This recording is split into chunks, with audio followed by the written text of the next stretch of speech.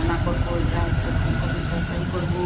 এখানে মাছ ভেজে রাখছি, মাছের কালিয়া হবে।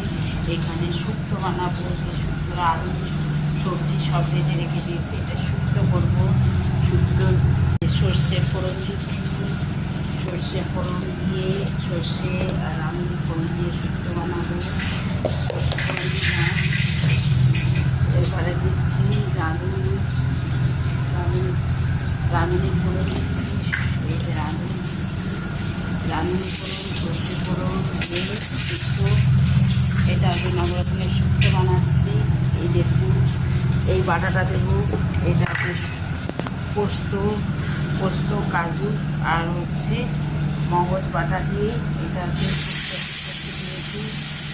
শুক্তোর মশলা কষাচ্ছি, এটা শুক্তো হচ্ছে শুক্তোর মশলাটা কষাচ্ছি।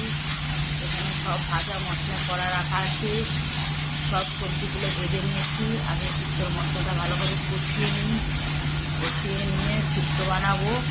আর হচ্ছে শুক্তো করবো, এখানে শুক্তো হবে, ফুলকপি তরকারি হবে।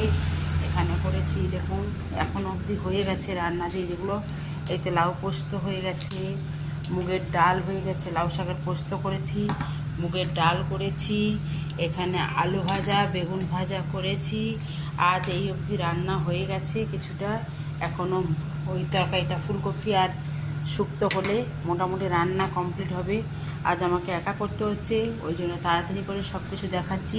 দেখুন বন্ধুরা, এইভাবে আমার রান্নাঘরে রান্না চলে, যুদ্ধ চলে সারাদিন। সকাল থেকে উঠে ঘুম থেকে উঠে রান্নাঘরের যুদ্ধ, রান্না করতে করতে দেখিয়ে দিলাম। কেন আবার কখন সময় পাবো জানি না।